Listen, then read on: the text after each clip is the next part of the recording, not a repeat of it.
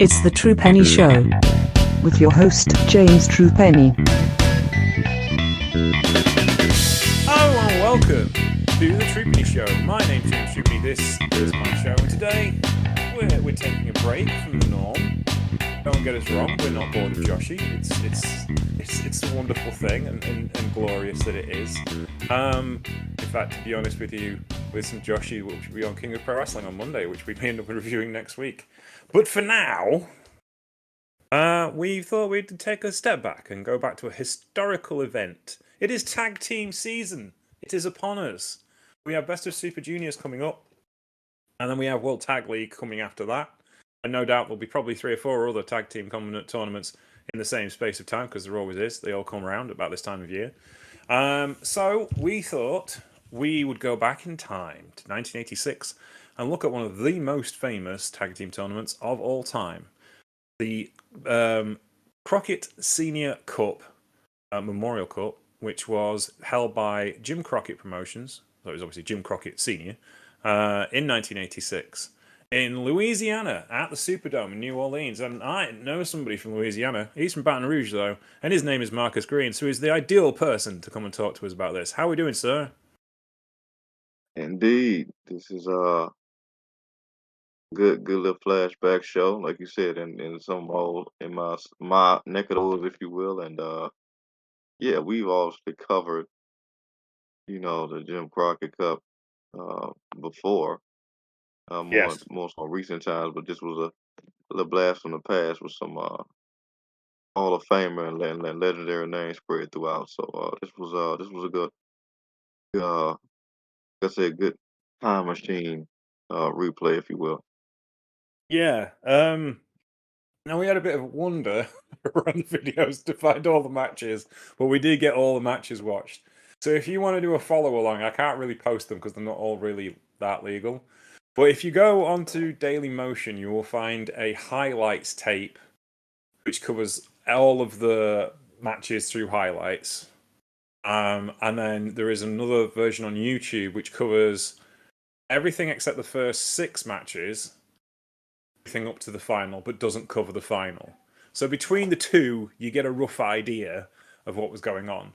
So this was organised by Crockett Promotions, who were the big promotion on the East Coast. They ran Mid-Atlantic, so the Carolinas, and sometimes up into New York, some down as far as down south as Florida. They had the NWA heavyweight champion, Nature Boy Ric Flair. They were the money promotion, and the money promotion in the NWA tended to make the rules a little bit, but it's a cooperative effort, and that required other members of the NWA to send tag teams to this tournament. And interestingly, it was not held in Jim Crockett Promotions territory. It was held in the hottest promotion in the US at the time in 1986, which wasn't the WWE and wasn't NWA, and actually wasn't even Texas. The hottest promotion in the South at the time, or certainly probably in America, was the UWF, the old Mid-South territory run by Cowboy Bill Watts. And this was held at the Superdome in Louisiana. The UWF territory kind of ran through Texas, like South Texas, Paul Bosch's old territory, Houston, and then it went through Oklahoma and down into Louisiana. And the Superdome was kind of their blow-off shows. They would run a show more or less quarterly at the Superdome. And intriguingly, there's an awful lot of front office stuff you'll be very familiar with who will make appearances throughout this show. And the first match we come across, we're probably going to talk about each match individually, because there's some guys who are kind of from one area and one from another. The first match and the first kind of person we actually hear is none other than Bruce Pritchard, Vince McMahon's right-hand man during the Attitude Era, and prior to that all the way through the rise of Hulkamania. But he got his start in UWF Mid-South with the Cowboy. And he went off to be Vince's senior producer after his run with Cowboy Bill Watts. So that's intriguing to start with. But the first match is Bobby Jaggers and Mike Miller. Bobby Jaggers was kind of a Puerto Rican lifer heel at this particular point.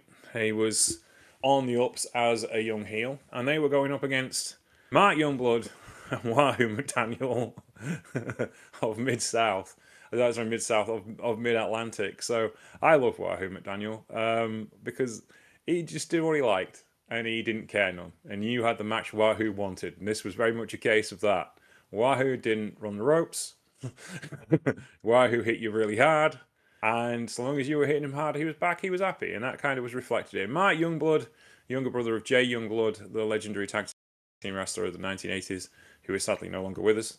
Mark was kind of the same ilk, Native American wrestler with a bit of aerial attack, but kind of into his striking an awful lot.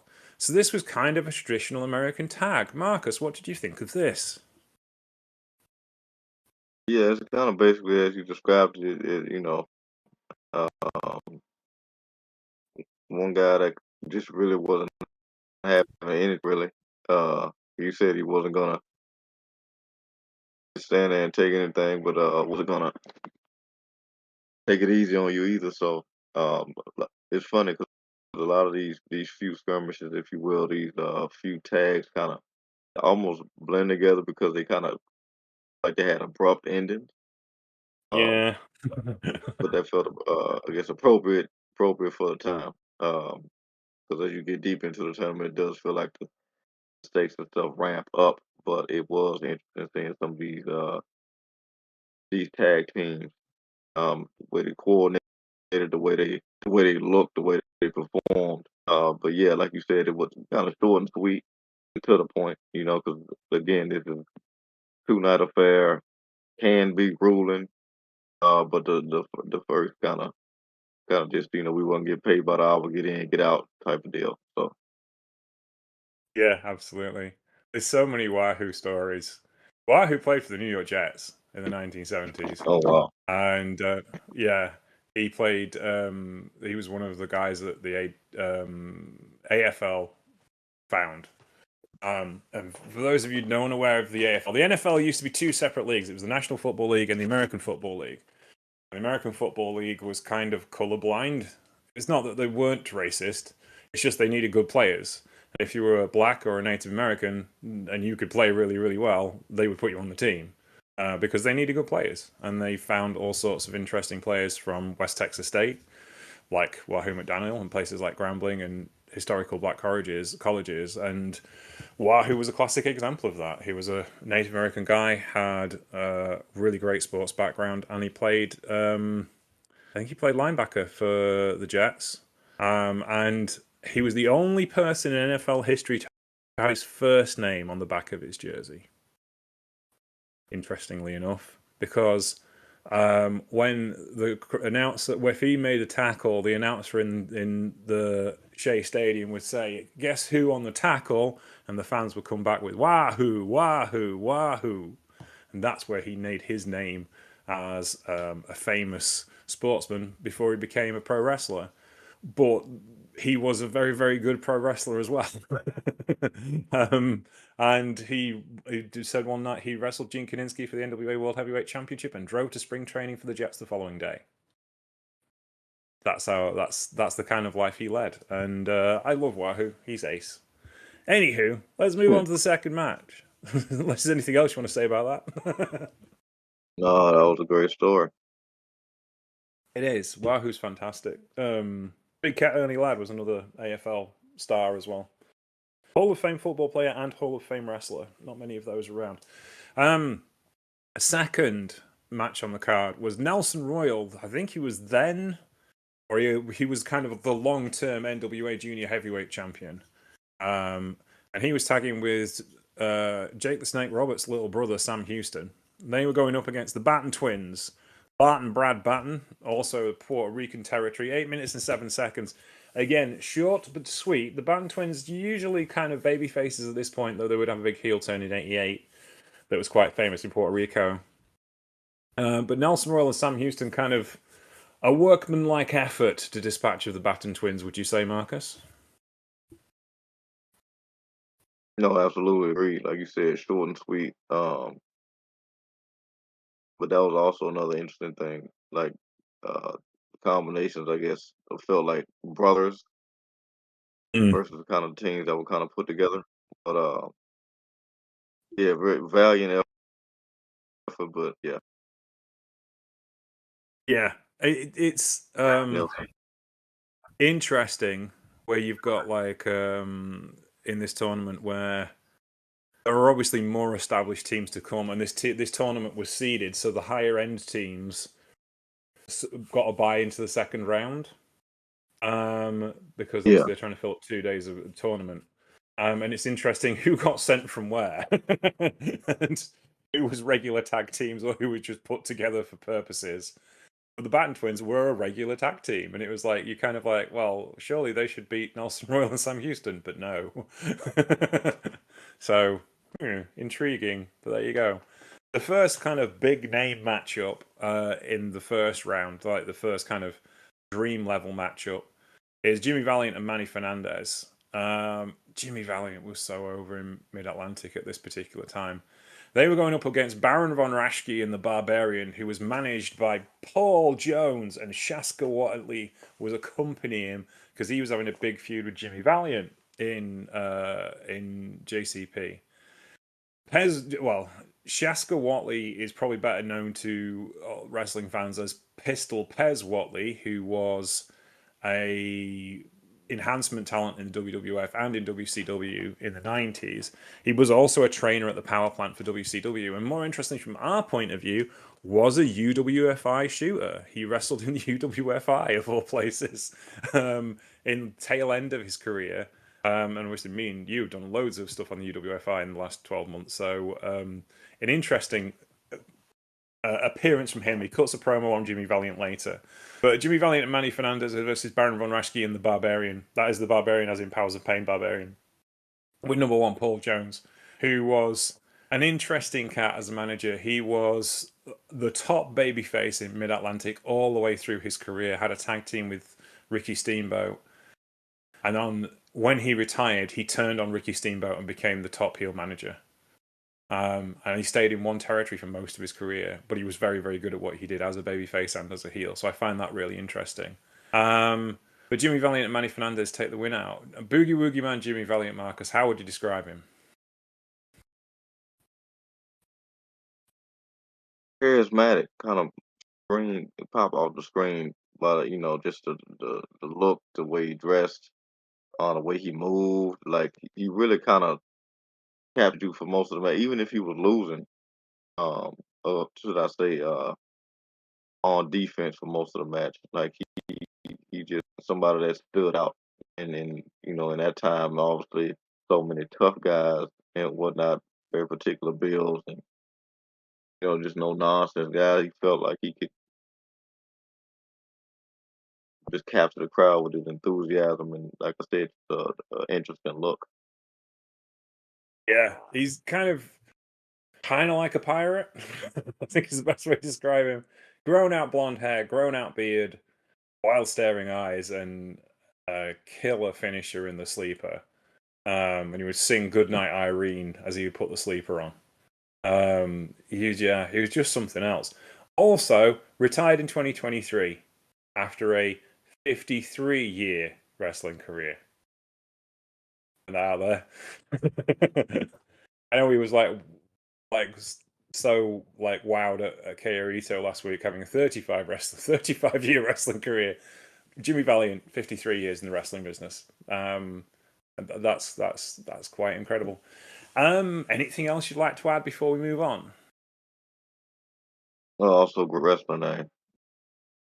Oh yeah, Boogie Woogie Man Jimmy Valiant. He was a tag team with his brother Johnny Valiant, and they were WWE Tag Team Champions back in the Territory days. I think they were one of the first WWE Tag Team Champions. And I think they were red hot tag team in New York. And then he stayed in stayed in Mid Atlantic for a very long time, and he was kind of like the upper mid card babyface. So yeah, it was really interesting wrestler and massively over as well. Insanely over. Didn't need a title kind of over. So next up, we had Dr. Death, Steve Williams, and Terry Taylor. Both baby faces at this point. They would flip back and forth between those two posts. They were UWF guys. They were from the Cowboy stable. Going up against Bill Dundee and Nature Boy Buddy Landell, the other Nature Boy. or the other Nature Boy, depending on which way you look at it. This was 12 minutes. This was probably another big name matchup. Steve Williams and Terry Taylor. Obviously, Steve Williams went on to massive fame in Japan and in North America. And Terry Taylor is one of the guys behind the Attitude Era. He's a booker. He booked for WCW and booked for WWE, but was an incredible in-ring talent before, well, let's see. Vincent Kennedy McMahon has a lot of things to answer for in the wrestling business, and Terry Taylor and Steve Williams would probably like to ask those questions should they ever get the chance if they were all on the same plane of existence. Sadly, Steve Williams is no longer with us. Bill Dundee and Buddy Landel. Buddy also sadly no longer with us. He passed away a couple of years ago. Buddy was an outlier. He was a guy who was just an outsider, even by the wrestling business's standards. He went to be national champion in WCW in Jim Crockett Promotions.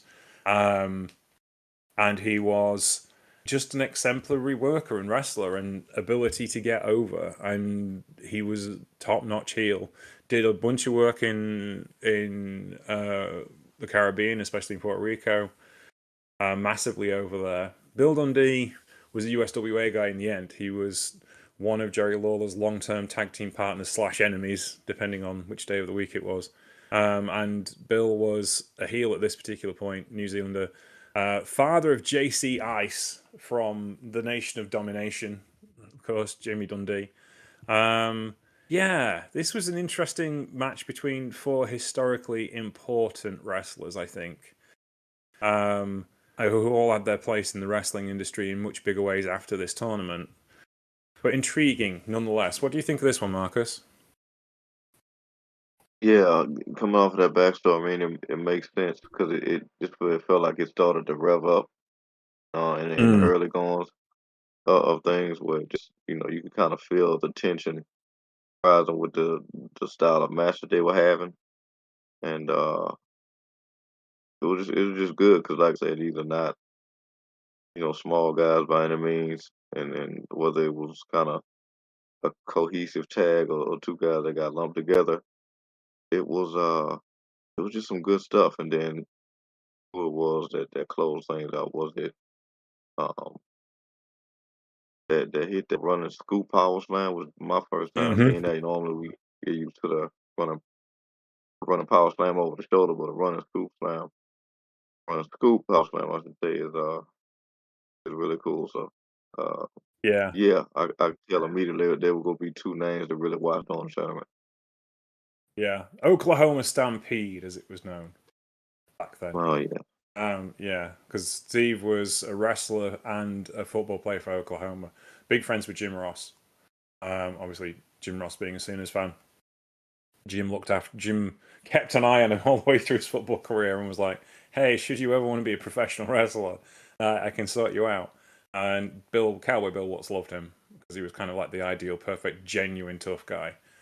He got the name Dr. Death because him and Rick Steiner were on a road trip one day. He found a car overturned and burning by the roadside, and Doc went and ripped the door off its hinges to get the inhabitants out of the car. That's how he became Dr. Death Steve Williams. Oh Double tough guy. Yeah, he was something else. Genuine badass. Certainly up until later in his career. But yeah, he was. It was interesting, kind of like watching them at this stage. Like in '86, Williams would have been a few years out of college, and just he was one of the top baby faces in UWF at the time. So was Terry Taylor again. And it was kind of a nice tag team mix of a power wrestler and a pure wrestler, which was kind of, you think about the Hart Foundation, Jim Neidhart and Bret Hart, and the tag teams of that particular era, you tended to have a powerhouse and a technical wrestler. Bulldogs, obviously, Davey Boy Smith and Dynamite Kid. So yeah, intriguing kind of lineup for this match, definitely. Next up, it's the Sheep Herders. Now, I'm not sure if Marcus knew who the Sheep Herders were before he saw this card, but for those of you who don't know who the Sheep Herders were Butch and Luke, the Bushwhackers. But before they were fun, family-friendly entertainment in the WWE, They were the baddest of badass hardcore tag team wrestlers. Out of New Zealand, wrestled all over Calgary, wrestled all over Hawaii, California, worked their way around the toughest territories they could come across. They were big stars in Puerto Rico as heels, landed in the UWF in around about 1986, and they were basically doing the Fabulous Kangaroos nationalist routine that the Fabulous Kangaroos made famous 30 years earlier. They weren't doing anything particularly new or different. They just did it really, really well. New Zealand flag, salute the flag, do a lot of marching around it, and then just barrel into people. And that was what they did. And it made them a fortune everywhere they went, until they went to WWE. And Vince McMahon trusted them enough to produce their own segments. They didn't have a producer in WWE. They just came up with the stuff themselves. As much as the Bushwhackers, I probably hate them when I was younger because they weren't quote unquote proper wrestlers. They were actually proper wrestlers. They could go. It's just that they understood what their audience was about. And in WWE, they needed to be, the comedic aside. And that's fair enough. That's how it works. That's how you make a living. What do you think of this one, Marcus? Because this was the Sheep Herders versus Chavo and Guerrero and Hector Guerrero, the classical lucha team out of Houston. The brothers of Eddie Guerrero. You know what you're getting with them two, but I'm not sure you knew what you was going to get with the Sheep Herders. Yeah, they looked familiar, so I'm glad you appreciate you making that connection. This was another good one. I was definitely looking forward to seeing what that the Guerrero family name showed up and did here, which was cool. But obviously they did not get the job done against the Sheep Herders, who had their own game plan. Uh, with Largely Jack the Victory being the game plan. yeah, exactly. They Yeah. kind of smash and grab type of thing, and knowing where to be at the right time, along with, like you said, Jack Victory, which definitely got the right last name for that. So Yeah. that was interesting. But yeah, like you said, they can go, and they showed that throughout this entire tournament. Yeah, Jack Victory was an interesting character because he seemed to just be everywhere. He was the flag bearer for the Sheep Herders in UWF. Or was it Mid Atlantic? I think it may have been Mid. No, it was definitely it was Mid Atlantic. He started off in UWF. They were UWF guys at this particular point because this was the start of their rise. They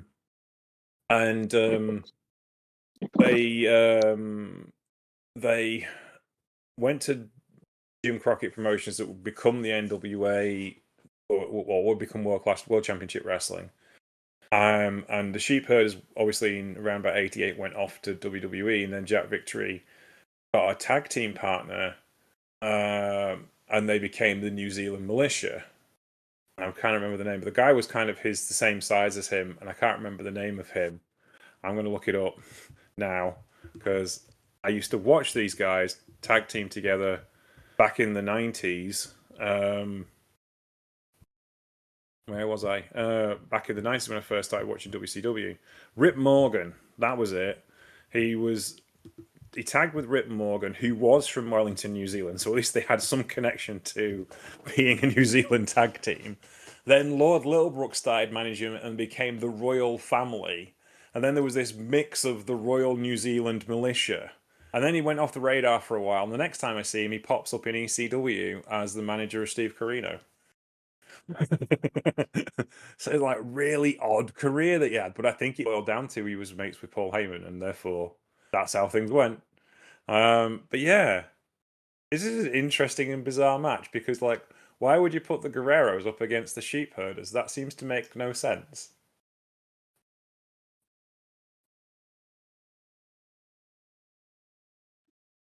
But there you I go. don't know what they were thinking, but yeah. However, the true classic tag team affair in the next match. The Fantastics, Bobby Fulton, Tommy Rogers, go up against the Fabulous Ones, Steve Lane and Steve Kern. Steve Lane and Steve Kern out the Florida territory. They'd had some time in Memphis by this point. They were currently the Fabs, so they were heels. Cocky, overbearingly insecure. Looked amazing. And the Fantastics, who were tag team wrestlers, if you want to think of the Rockers or the Rock and Roll Express, that kind of tag team. But essentially, they were the same tag team with slightly different presentation, in the sense the Fantastics were clean cut, um, tuxedo jackets and trunks, and everything was clean and super smooth. And the Fabulous Ones didn't shave anything, had beards, the tightest and shortest trunks you could possibly imagine. And they were kind of like the opposites of the same coin. I posted earlier on Blue Sky that older wrestling fans, we had said we had no homoerotic storylines in pro wrestling in the 1980s. We just had good old-fashioned wrestling. And then I give you the evidence of the Fabulous Ones and the Fantastics, who, yeah, bit gay. Can't get away from that. It all does look a bit gay. And there's nothing wrong with that. I'm not saying there's anything wrong with that. I'm just saying it does look a bit gay. And yeah, this was really intriguing to me, because it's kind of like two teams who are more or less the same. They're certainly gunning for the same audience. They're after young female audience as well as a male audience as well of a certain type. And it just kind of like, this is like watching mirrors wrestle each other. It's bizarre in one sense, but it wasn't perhaps as good a match as it could have been, considering the 4 exceptionally talented wrestlers involved. Having said that, I was just like, wow, this is amazing. Because it's like, it never occurred to me that these two teams would ever wrestle each other, because they were in such different territories at the time and weren't really around long enough with each other to really get going, if you see what I mean, in a tag team feud. But I would like to see this many, many times over. What did you think of this one, Marcus? Yeah, that's really what stood out to me, was the contrast, but also the obvious comparison in a lot of ways. Like, it's also, as you're talking about it, just like how many teams that we get after this that were basically kind of in their image in Yeah. a lot of ways, kind of presentation and narrative. The like you said, the Tastics immediately made me think of I forget their name, because the product is just so dull these days. The Yes Boys guys in Yes. WWE, and Yeah. then you go on the other end, and then I immediately think about FTR. Yeah. So uh, so just that those influences.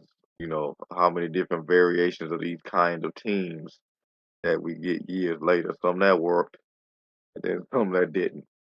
But yeah, this was an interesting thing, because it was, like you said, it's such a mirror between these two, but they work really well together. Yeah, absolutely. It is just like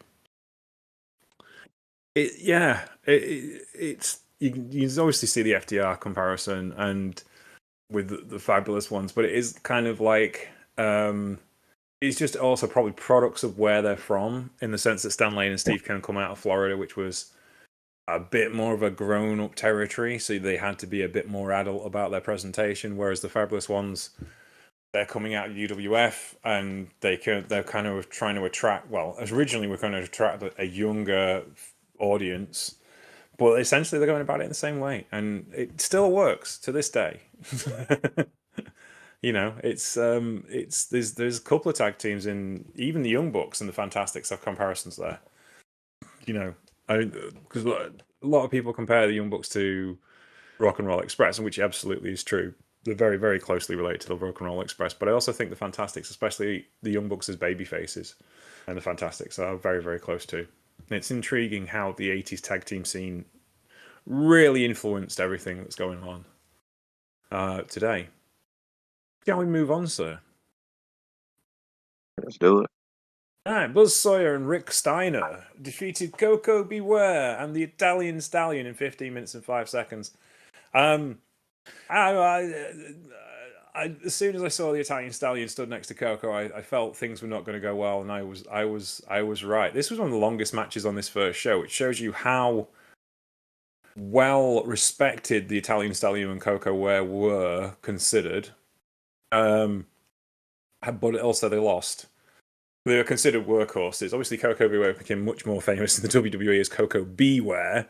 The one letter added, which I don't understand why no one had not done that before. Surely it's staring you there in the face, isn't it? Coco Beware? No, okay then. Rick and Steiner and Buzz Sawyer. Buzz would become mean and ornery and slightly psychotic, much like he was in real life by all accounts. And Rick Steiner would become Rick Steiner. We all know what happened to Rick Steiner, now political operative and transphobe. What can you do? Yeah, this was interesting because Rick Steiner was not the full Rick Steiner dog-faced gremlin we would know and love, and Buzz Sawyer was not quite the not all there madman we all would all fear. So this was an intriguing match of watching two men on their way up. Buzz Sawyer still looked 50 years old, even though he was probably about 23. Buzz Sawyer never ever looked any less young than 45, as far as I can tell. Always slightly bald, slightly portly, just, yeah, terrifying guy to look at because he always looked exactly the same, except he just got darker and darker and darker as his career went on. What's your thoughts on this one, Marcus? Yeah, it was interesting seeing Coco Beware. Because I'd always heard about him, and obviously, stuff with WWE always tends to go a certain way. So it was cool seeing him here. Like you said, take him very seriously next to a different Italian stallion than I'm used to. Uh, but yeah, it was cool. I thought they worked well together. All these men have a specimen like build, if you will, and um, it was interesting to see a Steiner in general in a throwback fashion. Obviously, like you said, things kind of derailed as the years to come. But yeah, Yeah. certainly when they were in their prime, it was something to watch. Oh, yeah, definitely. This is kind of still prior to all the innovation, obviously prior to Scott coming along as a pro as well. So he's still kind of finding out where he is in the business. And Sawyer was a good Yeah, act to put him with. Buzz Sawyer was 24 here. It's like he passed away in 92 to an overdose. So he only made it to 32. But see what I mean about like he looked old forever. yeah, Yeah, just didn't age because he was already like looked 45 when he was about 19. That probably, yeah, hard living will do that to you, I suppose. But equally, yeah, it's a sad. He was an exceptionally talented professional wrestler. Um, he was he was also the first person to train the Undertaker. When I say train the Undertaker, Undertaker gave him loads of money to start his first wrestling lesson, and then Buzz skipped town. So there's that. And there are other various stories about him which are not great. Anywho, this is the trouble when you look at old wrestling in general. Let's be honest.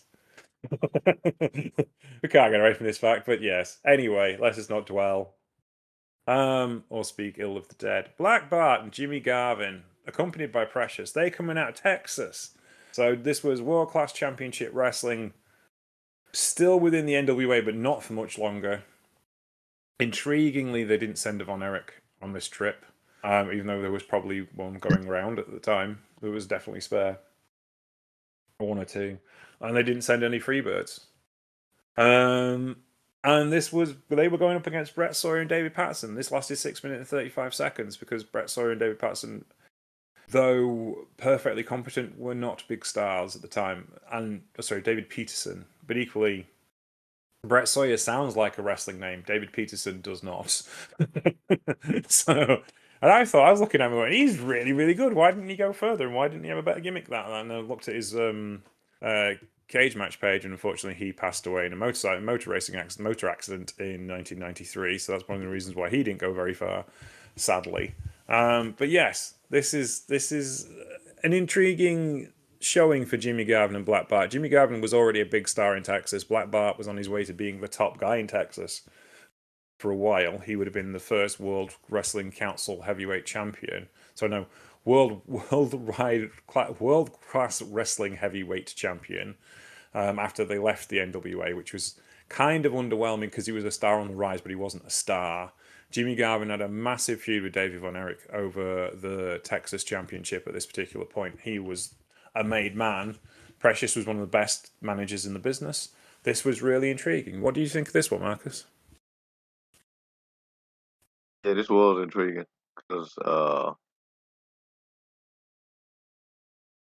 yeah, like you said, this didn't go long, but just some of these guys where they look Blackheart, Henry Brett Sawyer, and David Peterson, all these guys, so many of these guys on these calls look like they should be should be bigger than they were. Just sometimes based Mm, off aesthetics and how important that was back in the '80s. Uh, a lot of these guys just look like workhorses. mm. Very much wasn't, not everybody was, had that um pretty boy thing. Some of them had it with the hair, but then very much looked like they, pull up in a pickup truck and fight anybody in the backyard somewhere. And not have their mullet get fluffed for whatever kind of reason. So, yeah, like you said, this didn't go long, but yeah, I guess it got the point across.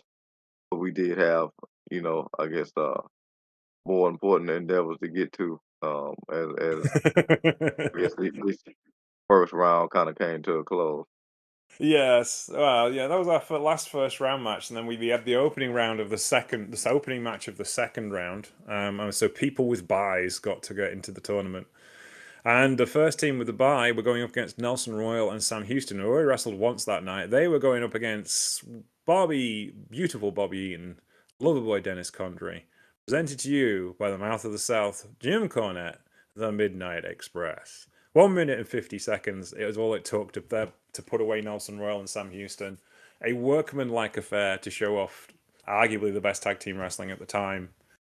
Um, but there's a few others that could claim that title in this tournament. But they're certainly one of the most entertaining tag teams at the time. As much as we rail on Cornette these days for his somewhat hackneyed opinions, he knew what he was doing as a manager. They looked the part and they could go. And even in 1 minute and 50 seconds, they oozed star quality. What did you think of this one, Marcus? Yeah, same. I mean, look, you get in, you get good to get out. Um,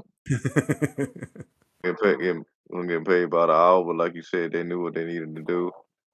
Um, on that, for all his, clear faults, when he worked, and he worked there. So, and obviously, this tournament historically, the Midnight Express are gonna be people to watch anyway, Mhm. and they were. Yeah, absolutely. Um, Next up was an interesting match. Again, Buzz Sawyer and Rick Steiner already wrestled once that night. They're going up against rugged Ronnie Garvin and Magnum TA. Marie Garvin and Magnum were wrestling for Jim Crockett Promotions at the time, though Magnum had come up through the UWF. So he was well known in Louisiana, big star for UWF. And essentially Crockett had kind of lured him away with a big paycheck, which is understandable. I would just before I was listening to Jim Ross, he was obviously the was Cowboy's right hand man in this particular uh, era for UWF, and it was the first time he'd seen Magnum since he'd left the UWF, and he said, "Well, Magnum looked tired. It looked like he'd been on the go, and Magnum had. He was the rising star. He was heading to a World's Heavyweight Championship until a motorcycle accident derailed his career a couple of years later. But at this particular point, he was unassailably popular.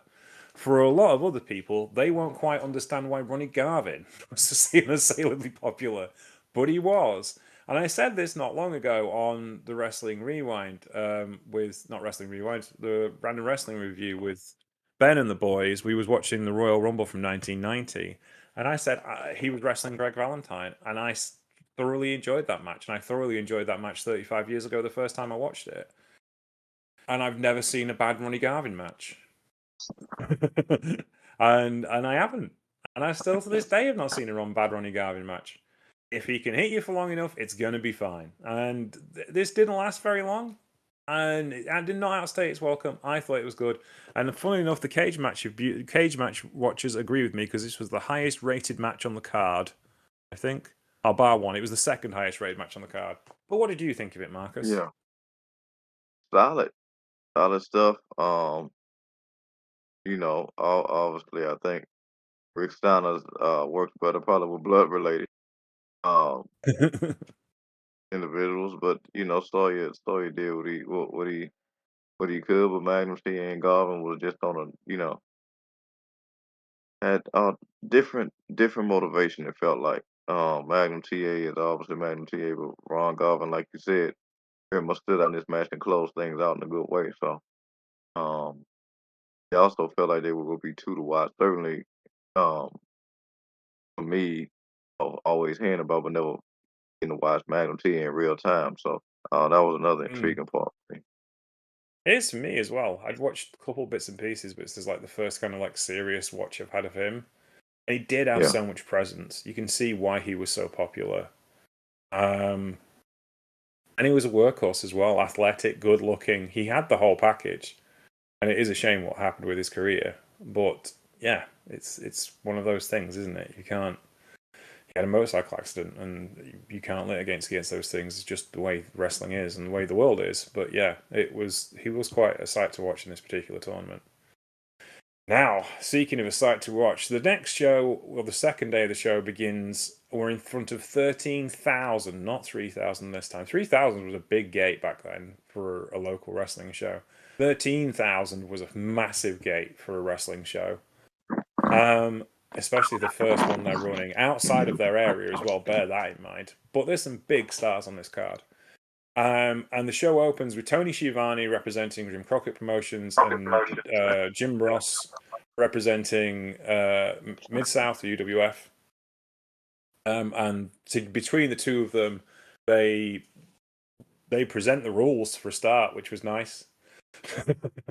20-minute tag team matches, double disqualifications, double countouts, or a time limit draw would result in elimination of both teams. And so, yeah, it kind of put some urgency into this because there was a lot of wrestling to get through on this card. And the first match is Mark Youngblood and Wahoo McDaniel against Road Warrior Animal, Road Warrior Hook, the Legion of Doom, accompanied, of course, by Precious Paul Ellering. 6 minutes and 20 seconds. As I describe this, can't sell, won't sell. Because no one's going down in this match. Everyone's hitting each other as hard as they possibly can, and no one's moving an inch for the first 4 minutes. This was a war of attrition, which only, sadly, someone like Mark Youngblood, who isn't quite as big as Hawker Animal, is going to be on the losing end of. Wahoo looked alright, though. This was a fun match if you like people hitting each other really hard. So, Marcus, you like that stuff. What did you think of this? yeah. Nobody went down, as you No. said. If if they hit the mat, they was like, nope, not getting paid for that.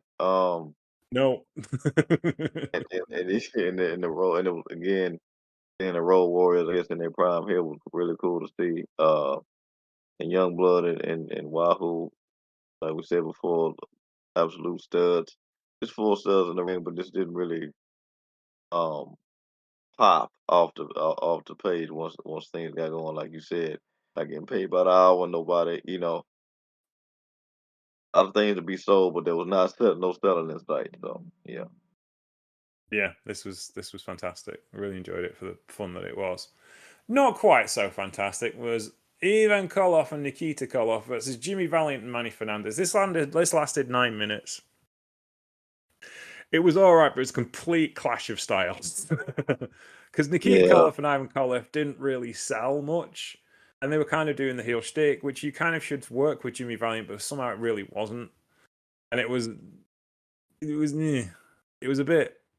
I don't know how you would describe it. It was just something didn't seem right between the two teams. I don't think anything was like wrong or off or anything. They just didn't click. Koloff and Koloff won in 9 minutes. Ivan Koloff, of course, is former WWF heavyweight champion who beat Bruno Sammartino back in '69.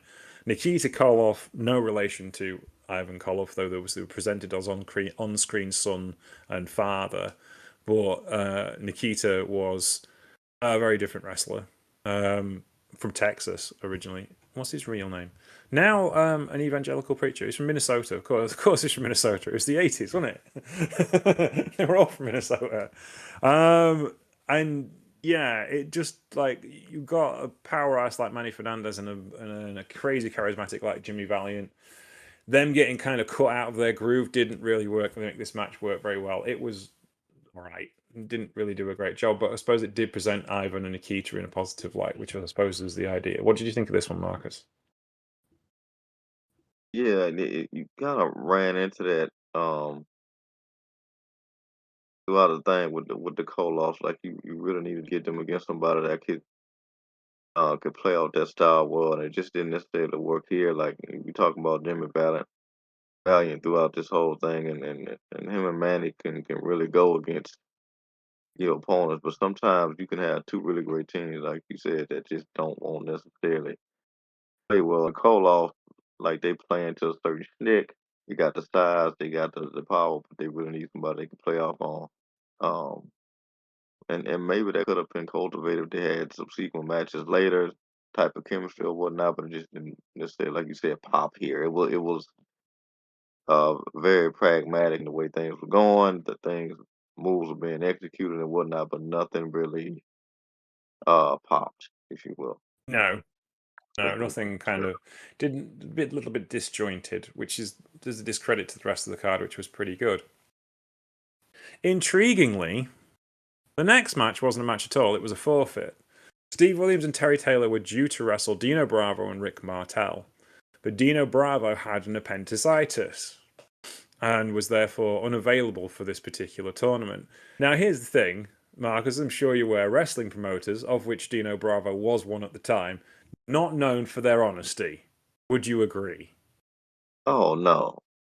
No. What? And well, yeah. And one of the things you could possibly have said was that maybe Dino had been lying about having an appendicitis, and or even the NWA promoters, or the numerous people that could have been lying at this point. Turns out, having researched it, he genuinely had an appendicitis and couldn't go. There you go. He dropped the. That's Sorry, Carol. I said that's good because that's not something you want to lie about. Because I've heard about that thing, and you just never know when that could be used. But I never would want to speak that into existence if it wasn't real. Yeah. Dino was the promoter of international wrestling out of Montreal at the time. Um, and he and Rick were the big babyface stars in the territory. Dino was the international champion. For those of you who follow TNA, the international championship that was which was PCO held for a while. It was that championship essentially, and Dino dropped it to the Great Fatu, one of the Inoue family. And Dino, yeah, went and had an appendicitis, and appendectomy whilst this, so he couldn't do this match. So Rick came down to forfeit the match to Steve Williams and Terry Taylor, who shook his hand, and they went about their day. Very, very happy to have got by into the next round, which I thought was a little fun aside. Apart from Dino, obviously Dino sadly no longer with us after being gunned down by a Canadian mafia group for whilst involved in cigarette smuggling. But back then we didn't know that, did we? It's like No, we every didn't. time we look at it's every time we look at old card, it's just like, oh yeah, horrible, horrible death for reasons we shouldn't really know about. Anywho, we'll move on. Unless there's anything you want to say about that, Marcus. No, that's about as off ending as you could get right there. Like you said, Yeah. you gotta be thankful for a bye, I guess. Yes, exactly. So we will move on to the next round, which was again bit of a dream match and arguably one of the best matches on the card from a sheer kind of like anticipation point of view. The Sheep Herders, Butch and Luke, along with Jack Victory, defeated the Rock and Roll Express, Ricky Morton and Robert Gibson by disqualification, 8 minutes and 10 seconds. This basically went along in the unusual manner of the Sheep Herders ragging on Robert for most of the match and managing to corner Robert. Now, normally, if you know your law, it's usually Ricky to Robert, not Robert to Ricky. So this was an interesting way of going about business, try and knock out the big man.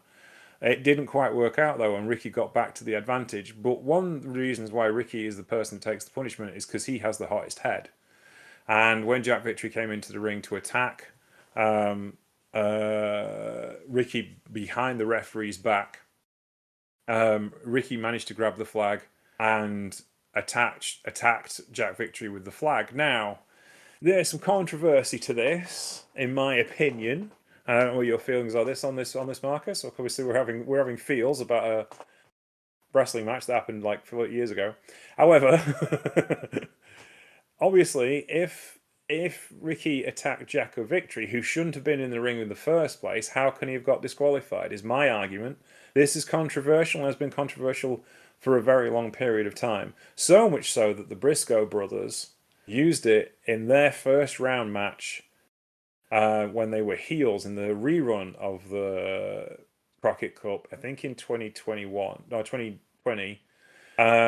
Basically, what happened was Jay and Mark said, "You let us down when we was kids because you got yourself disqualified against the sheep herders." And I'm still angry about that now, which is a classic Jay and Mark promo to remember a detail from such a long time ago. But this is the reason why, the Briscoes were heels at that particular point, but you let us down and we're going to punish you for it. Of course, this is an intriguing kind of point to go back on this time and watch it now. It was obviously kind of like a real way of getting the sheep herders to the next round. But what did you think of this one, Marcus? Because this was a fun watch and kind of like cut short dreams of what could come. Yeah, sticky wicked up in and like you said, just So Jack Victory was in the ring attacking Ricky Morton. The referee didn't see him get in the ring, but he did see Ricky attacking Jack Victory with the flag.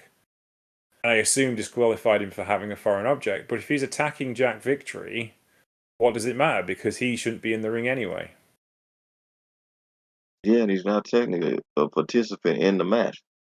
No, he should have been disqualified for being in the ring in the first place, surely. Exactly. I mean, really, in the terms of getting attacked, to me, he's fodder because he's not like. I mean, I understand. I guess it comes down to the rest discretion, but that was kind of like to me, bit of an overreach. But as a manager, he's not technically a participant in the match. If they would have hit one of like Butcher or Luke, that's one thing. But it's not like they went and got Jack Rigger, brought him in the ring just to hit him. So um, it's a bad call to me. I mean, like, I'm right there with you. To me, he's fair game. But like I said, I guess it's the rest discretion. Yes. There you go. NWA referees of the 1980s. Did you recognize one of those referees, Marcus? Wasn't necessarily paying attention. It wasn't. I know it wasn't Little Hebner. So It was. um, It was Earl Hebner. Earl Hebner was the senior NWA referee at the same time as Dave Hebner was the senior WWE referee. And that's why they did that twin referee angle at 2 years later when Andre beat Hogan for the belt. oh yeah, And yeah. And yeah, there was a couple of other referees. Tommy Lee, who would replace Earl Hebner as senior referee in the NWA. He was there on this particular show as well. So yeah, it was cool seeing referees, daft as it may seem. But there you go. Yeah. What did you think of the Sheepherders and Rock and Roll Express as a match, though? Before we talk any more about this finish. I mean, aside from the finish, I wanted to keep going. It could have helped. Sheep herders are good, like you said. It can go on the Rock and Roll Express. I mean, we seen what they've done as older men. Not we, Mm. not I can just write there respectfully, old men. So seeing them in their prime, I mean, it's good stuff, and we could have got a far longer match. But again, you know, and we talked about this numerous times. Apparently, sometimes certain narratives have to happen to get certain results and certain pieces in place. It's just how people go about doing it. That could have been done a different way. But again, like you said, the NWA rest of the '80s, right? So Yeah, that was the way it went. All right then. Now on to what could arguably be the best match of the tournament. The Fantastics, Bobby Fulton, Tommy Rogers, fresh off the winner for the Fabulous Ones, go into the second round against the former World Tag Team Champions, Arn Anderson and Tully Blanchard, the Four Horsemen.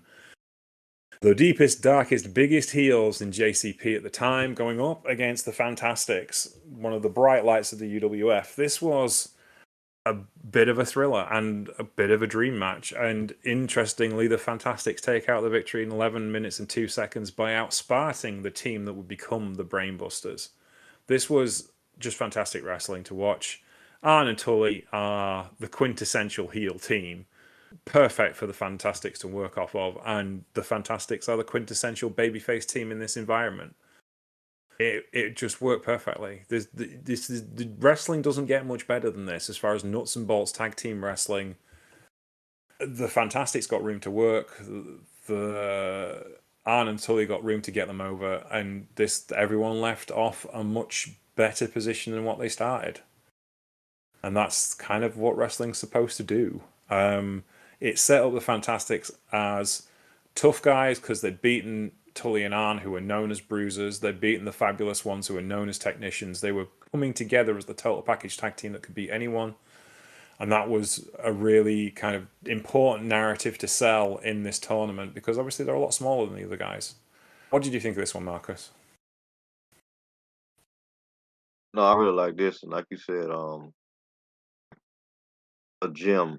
There was a lot of good wrestling across both of these shows, but specifically this. Like this looks good on paper and it translated. You got what I refer to them as the sturdy pretty boys and the Fantastic versus um I guess one of the original all gas no brake tag teams, but On and Tully, like these guys are just not gonna. You can go on with what you want to, but these are two of the toughest guys. Being a business, and you're not gonna see again. No matter when it happened, you probably not gonna see more well executed spine busting than from Orange. So No, that's it. Yeah. You can watch Arn Anderson wrestle all day. I had an interesting Tom, who does the WCW videos, the Deep Cut videos. He intriguingly compared Orange Cassidy to Arn Anderson today when he was doing his Orange Cassidy is great video, saying basically because his international runs in AEW, the closest things we've had to a mid-card gatekeeper run like Arn Anderson used to do in the TV title back in the 80s and 90s, and I thought that was a really interesting observation. I'm sure there are lots of people who would like be boiling their blood at the thought of Orange Cassidy being compared to Arn Anderson, but he's not wrong. Anywho, let us move on. The last of the second round matches was kind of a little bit of a squib due to just absolutely no chemistry between these two teams whatsoever, and probably the most bizarre booking you could ever possibly dream up. But this is the nature of tournaments, and when you have to keep everybody happy, something's going to go awry.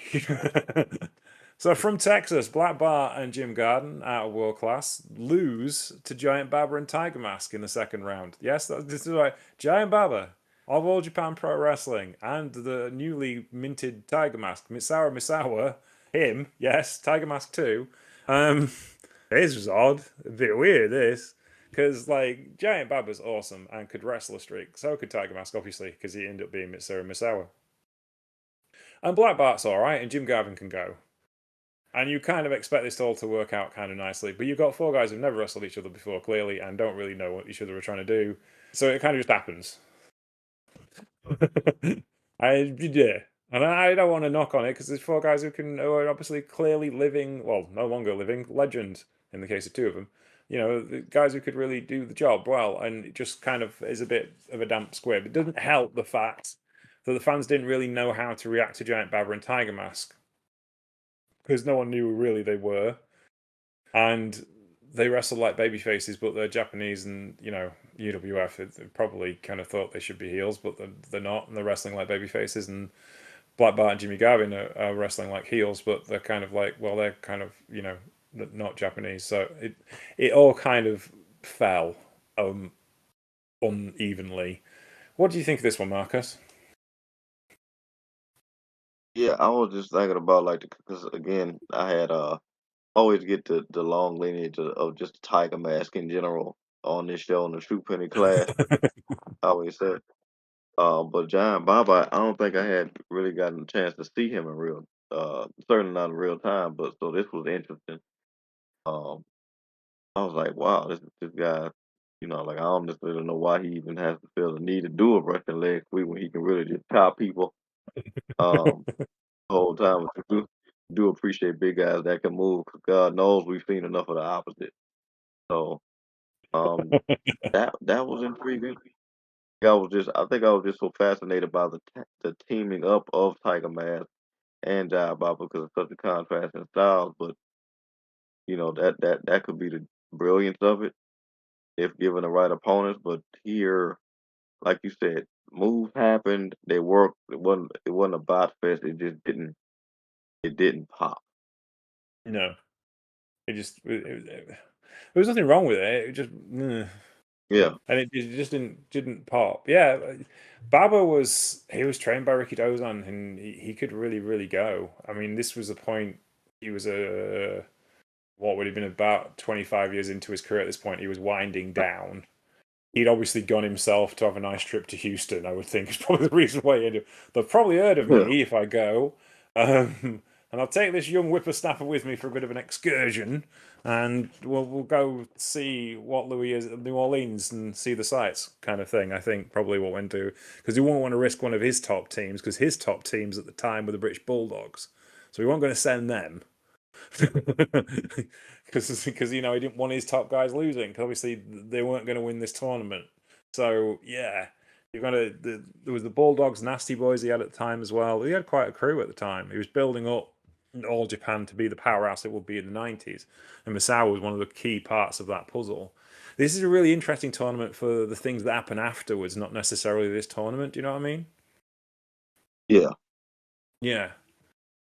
So yeah, it didn't really do a lot for anyone, but it was there and kind of had to happen. However, the next match was a bit more breathtaking. Before we do that, though, I should explain the story before we get to the end of the match. The Crockett Cup, I found an interesting story about the Crockett Cup itself. It originally wasn't a wrestling trophy. The actual cup was bought by Jim Crockett himself, senior, when they bought a baseball team. They bought a minor league baseball team and moved them to Charlotte to become the Charlotte Orioles, who would then become the Charlotte O's. And then they won the Southern Division in their minor league. And he presented the team with a trophy. A couple of years later, the baseball team went out of business because, baseball's a fickle business when you're a minor league owner.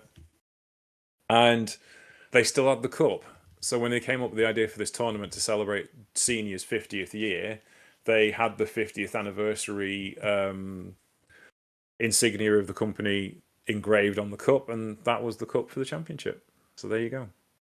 Anywho, slight aside, but this match was war. The first meeting between the Midnight Express, the then NWA Tag Team Champions of the World, and the Road Warriors, Road Warrior Animal and Road Warrior Hawk, who were on the rise in Jim Crockett Promotions as recent signees. I think they'd just come from the AWA.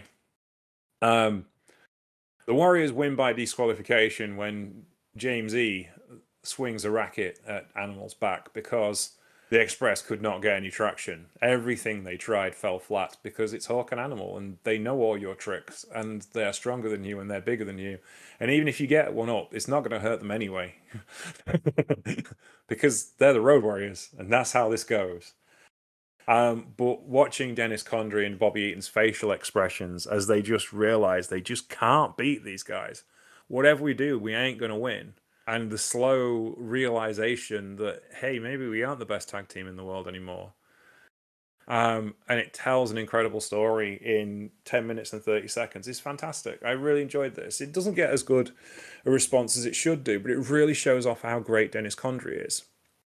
Dennis, from what I've always read and what people have said, Dennis and Bobby was the best version of this tag team. That's no knock on Stan Lane, but this was the version of this tag team that worked to the best and clicked the best because Bobby and Dennis had such good chemistry. And you can see why just watching this match. Like Dennis trying to show off popping his muscles against Hawk, and then Hawk just pulling out, just like popping his muscles back at Dennis, and the crowd go crazy for it. Dead simple stuff, but it's just they understood tag team wrestling in the South better than any other tag team of that era, and understandably became big stars because they knew how to make audiences go for the other guys. Their job was as heels, and their whole point was to make you hate them, and they could do that because they were two exceptionally aggravating human beings who did it better than anybody else in the business at the time. And this was great. What do you think of this one, Marcus? No, same. And when you got Cornette in your corner, you probably up to no good anyway. Yeah. So he did what he did what he does, and it worked with the Road Warriors were a completely different beast back then. So underhanded tactics almost seem like you're kind of even in the playing field, even if you are as good as the Rock and Roll Express, you need certain assurances because ultimately, for the most part, they seem like two of the smaller entities in this tournament, Mm. from a sheer size perspective. So yeah, Yeah, absolutely. And yeah, just absolutely fantastic wrestling, and kind of really showed off what the Midnight Express were about, and saved plenty for later. Next up was another war of attrition. Steve Williams and Terry Traylor versus the Russians Ivan Koloff and Nikita Koloff. This went to a 20-minute time limit draw, which essentially eliminated both of these teams. This wasn't great technical wrestling, but as power wrestlers go, you couldn't get much better two teams than this. And they traded off back and forth with heavy blows for most of the match. Thoroughly entertaining if you're into this kind of thing. What did you think of this one, Marcus? now this was a kick up from the Colon's last match. This was kind of what they needed. This is one of the longer matches, certainly one of the best, better matches of the tournament. And time limit draw sucks, but that's kind of what they're for. You gotta, it kind of creates tension, and maybe like you said, one of those things about the tournament was kind of setting up things that are more important later. Um, I don't know how many times these two teams clashed, but they certainly could have did what they did here again, maybe in a more hardcore fashion, but um, or was some type of match stipulation. But these two, they had a point to prove, and I think they proved it. Yeah, definitely. It was an interesting matchup, and kind of like protected both teams as everybody went out. But it was, yeah, just it was probably the most power based wrestling match on this card, and considering the teams involved in it, that was really something. However, we have the start of something big, as they say, coming up next. The Fantastics, Bobby Fulton and Tommy Rogers, going up against the Sheepherders, Butch and Luke. 15 minutes and 45 seconds that ends in a double DQ, and there is blood everywhere. Tommy and Bobby were a hardcore team, but no one really saw them as a hardcore team because they were pretty boys, right? The Sheepherders were definitely a hardcore team, and they sliced and diced their way to this match, and good enough for Dave Meltzer to give it 5 stars. The cage match users are not so kind, but I can understand. We don't often agree with Uncle Dave around here. But this was perfect. It set them both up onto a feud in the UWF where they would end up doing 36, or they were going to be being booked for 36 barbed wire cage matches in a row. Now, the Sheepherders left for the WWE before that happened, or left for Jim Crockett Promotions before that happened, because they were like, no. But this was a legendary tag team feud in the 80s, known for its stiffness, its blood, more specifically. And, if you have two young, good-looking young men being sliced open, girls tend to like that because that's how the wrestling business works. So this made money hand over fist. What do you think of this one, Marcus? Because this is exceptionally compelling. Should have warned you about the blood. Sorry about that, man. No, it's all good.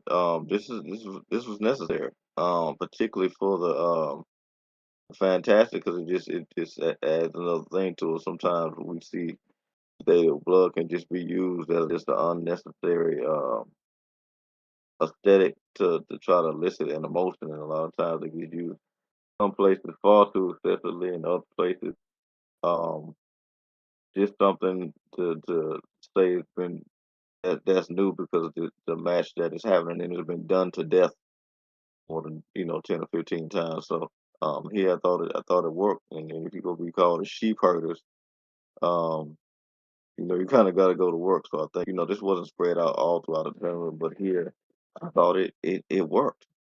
Like I said, Mm. particularly for the Fantastics who ended up. Um, did they pull out the victory here, or was it the Sheepherders? No, it was a double DQ in the end. Oh yeah, yeah, yeah. Like you said, double Moral DQ. So victory, certainly. exactly, more Yeah. victory. So it was good stuff. Yeah, no, this was good. It set them up on a long journey that would take the Fantastics to All Japan Pro Wrestling eventually, and the Sheepherders to WWE, and yeah, and the legendary feud was born. Magnum TA and Ron Garvin then defeated Giant Baba and Tiger Mask in 13 minutes and 12 seconds in a much more watchable match than Giant Baba and Tiger Mask's opening round match. However, as much as dominant figure that Giant Baba can be, a junior heavyweight going up against Magnum TA and Ron Garvin was never going to work that well. And it was Tiger Mask who took the pinfall, 13 minutes and 12 seconds. But again, more of that dynamic presence from Magnum TA and Ron Garvin. The crowd had warmed a little bit to Giant Baba and Tiger Mask, but they weren't really going to go wild for them. Yeah, So yeah, it needed to happen, and it did, and it was pretty good. What did you think? yeah. I think with what we had gotten up to that point, because I said this was when things were winding up and starting to get serious as we're heading into the final stretch.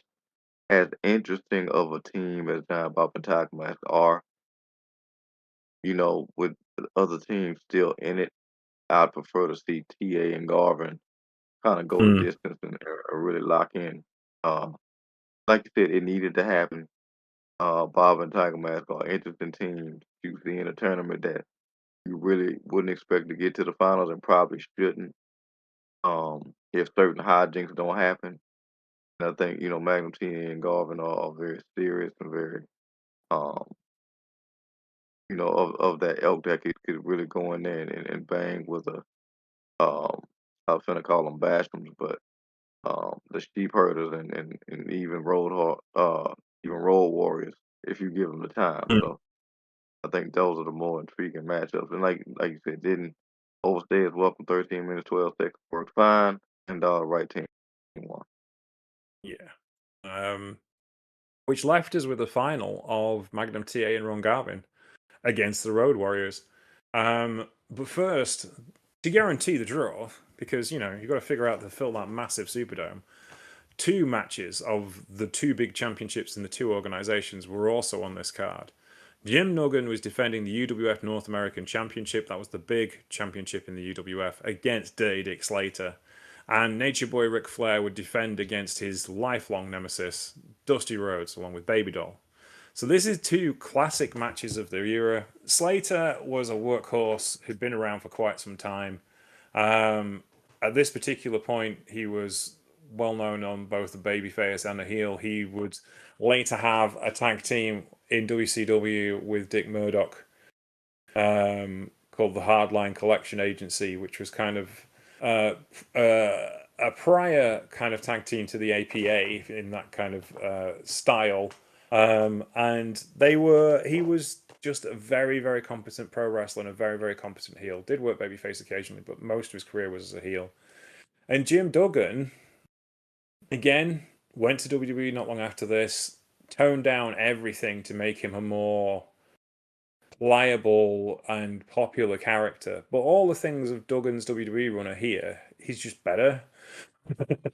He's more watchable. He's putting together better matches, and he's got a lot longer to work with. He's nowhere near as annoying. That's a good start. So this was a fun match to watch, and Duggan takes out Dick Slater with a football tackle in 10 minutes and 7 seconds, and it was good, and you could see why Duggan was so popular as the North American champion in UWF at the time, despite some misgivings later in his career. What do you think of this one? Yeah, it was just cool for me to see Duggan in this fashion because um, so used to him just being presented with the T 2x4 and the whole of it all. I didn't really get to see Yeah. him before like this. So this was really cool to see and that 3-point stance executed towards a victory instead of just something to be done on a younger talent to get a T pop. Was cool. The name like Dirty Dick Slater would have worked If he certainly would have worked if he would have took a detour career into adult film. Uh, the name anyway, but yeah, this was a interesting match, and yeah, it worked. And it was cool to get a proper singles affair going into what would be the last couple matches. So yeah, like I said, it was cool seeing Jim. Just it's cool seeing Jim in his heyday. He always came off like a quality individual that probably um was significant in certain aspects in his heyday. But because like I said, by the time I got to see him, he was more of an older guy that was just kind of there to kind of appease uh fans of yesterday and get cheap pops. So it was just cool to really see him when he was in his prime. Yeah, absolutely. Now, the interesting thing is this: the video we have, no one's on commentary, so we're kind of guessing a lot of it. But I've researched it quite a bit, and I obviously have a lot of knowledge of this particular time period from so many documentaries that I've watched about wrestling in this era. So it's intriguing to see them all come together because all of these territories and shows we've watched. Me and Dara did a show about the WWC Anniversario show a few years ago, and a lot of those wrestlers on that were on this. We've covered Giant Baba an awful lot on this show, so we know a lot about him. Obviously, Misawa is really important. You know, there's lots of stuff, and I'm a big fan of Texas wrestling for years and years and years. So there's lots of stuff I know was happening in other territories and how it was crossing over this tournament was really interesting to see how it all kind of jigsawed together. And there's obvious political choices of like, like we said, the Von Erichs didn't go to this because they weren't going to win. So, just things like that happen. Yeah. But that didn't stop it feel like being a vital kind of event. It didn't feel like we were being shortchanged. You know what I mean? Oh, exactly. I think that's a lot of so much of the reason why you look at something like this and why NWA brought it back because oftentimes that kind of has been the more certainly in this iteration of the NWA that we have now has been probably the more watchable uh consistency of the product, which is probably why we cover it more oftentimes than not. Um, Hmm. Instead of different aspects of the product because it's and we know we favor tournaments here in a way that I think the true Penny faithful know that. But Yeah.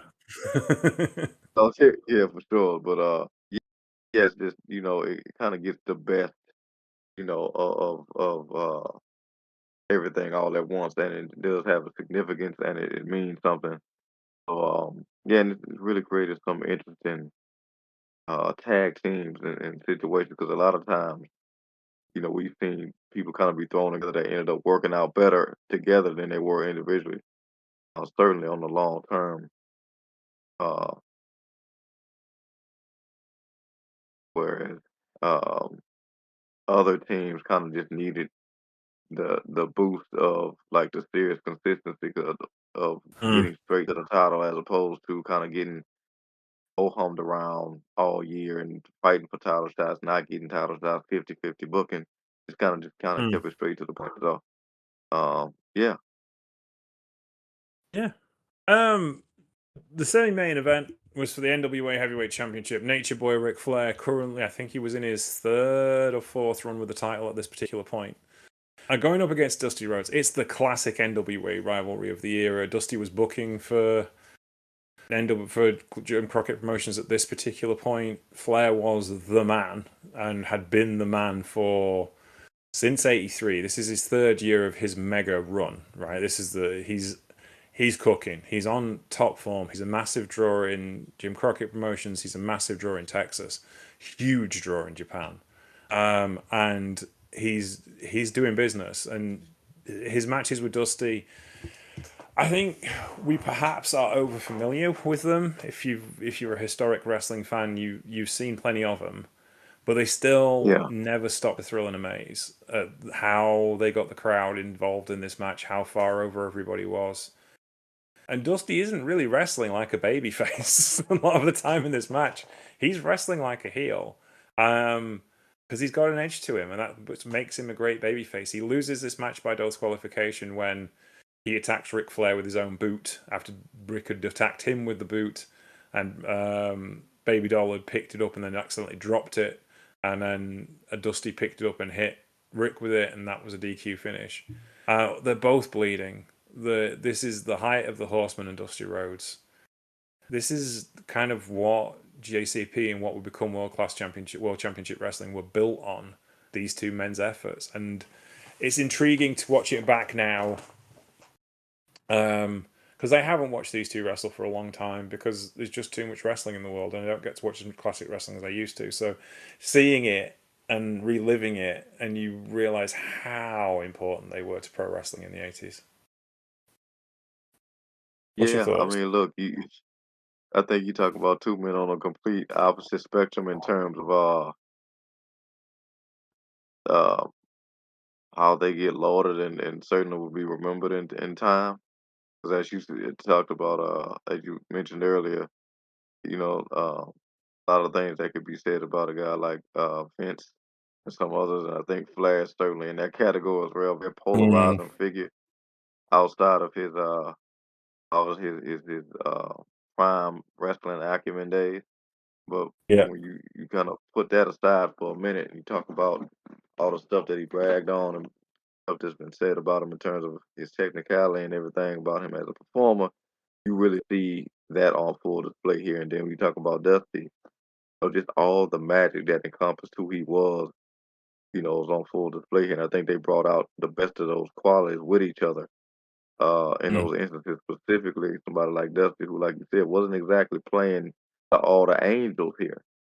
But that's No. because, somebody like Rick can bring that out of you and kind of it puts you in that position to go that different gear. Because if you're gonna move for somebody like Dusty, you're gonna hope that he's gonna, be able to overcome it. Sometimes you have to, gotta get down in the mud with him if you will. They're funky like a monkey, if you will, type of deal.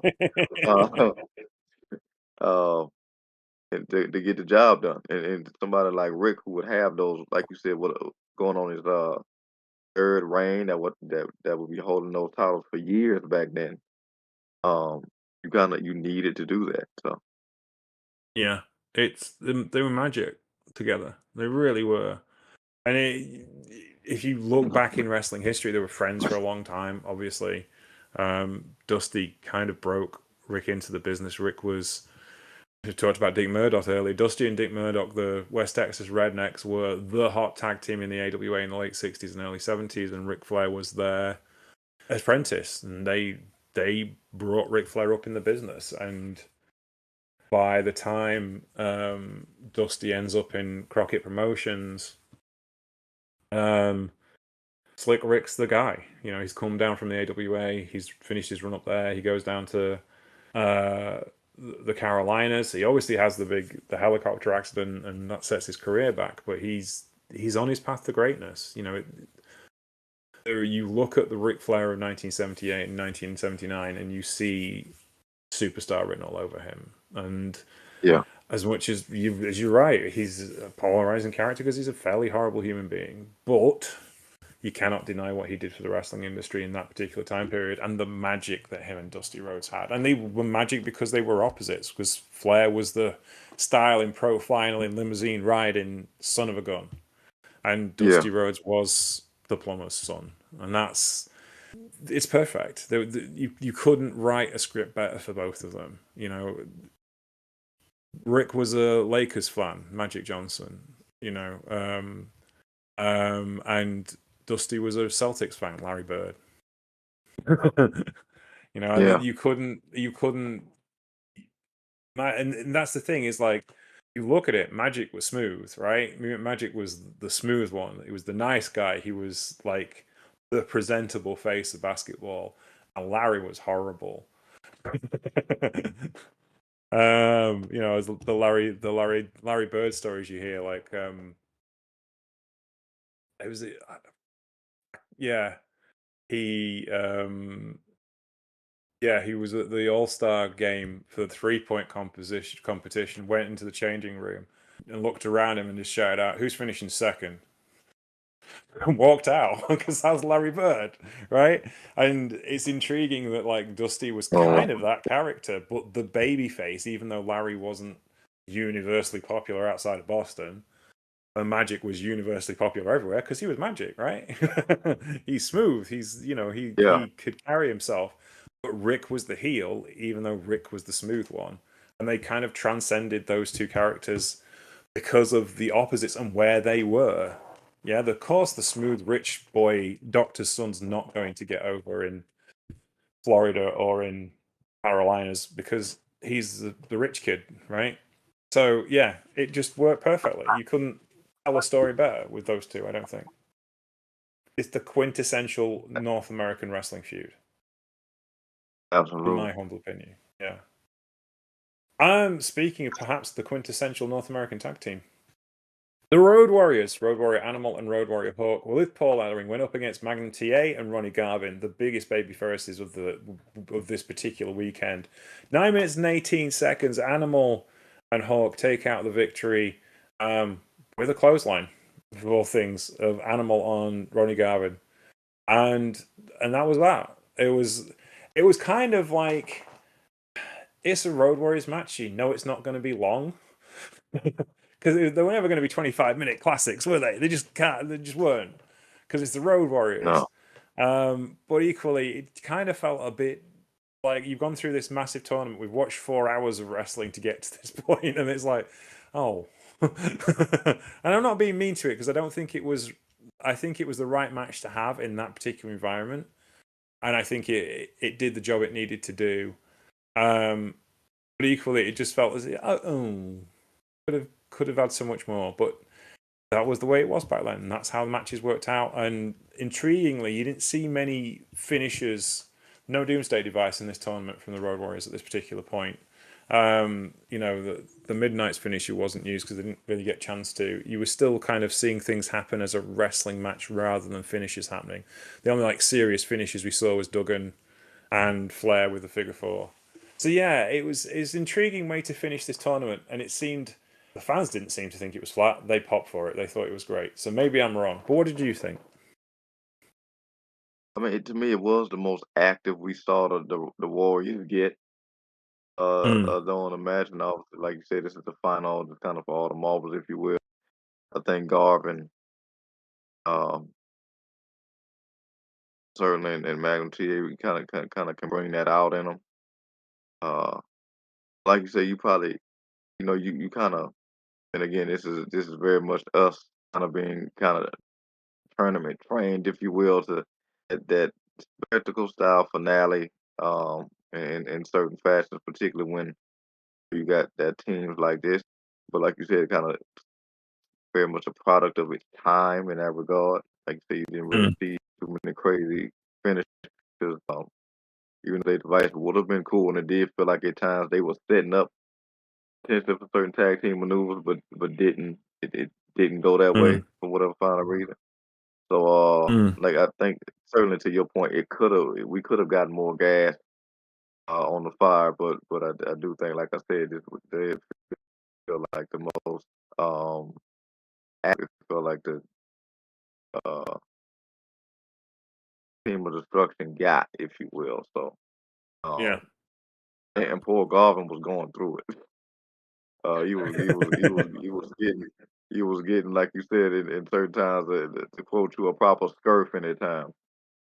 So Oh it yeah. was yeah. It was a bit stiff, this main event, but it's like Garvin didn't never back down from being stiff, and Magnum was fairly athletic as well, so it wasn't going to be a bingo game, was it? It was going to be No. fairly direct. And yeah, and after the match, there was the widow of the Jim Crockett Sr. came out to present $1 million check. I'll say that again, $1 million check, which was shown on camera. It must have been true, Marcus. Surely the Road Warriors got $1 million for that match. Yep, even to this day, all those money matches is 100% true. It was written out. It was like printed out on the JCP proper check machine and everything. And other interesting people who were there. Bill Watts was there. Obviously, he was in the presentation ceremony as well. Also, Paul Bosch, the former Houston promoter, who was widely considered to be one of the most popular promoters amongst wrestlers, certainly, because he was the best payoff man in pro wrestling. Knew the worth of his talent. He was there as well. He presented the NWA Championship match. It was quite the get together for the wrestling Illuminati, would you not say, Marcus? Yeah, it was, and just like I said, to see so many of these guys kind of come together, like you said, at this time where you're pulling a lot of things from a lot of places, you know, uh, to one point.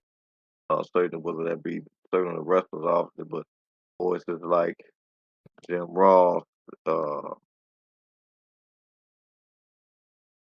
Cornette, and others. But for this very prestigious tournament, which is very much rooted in tradition and notoriety. So yeah, the who's who, and like I said, it was just really cool to see so many of these names in their prime before things got cut short or careers derailed or people got prematurely taken. So it was certainly cool from that perspective.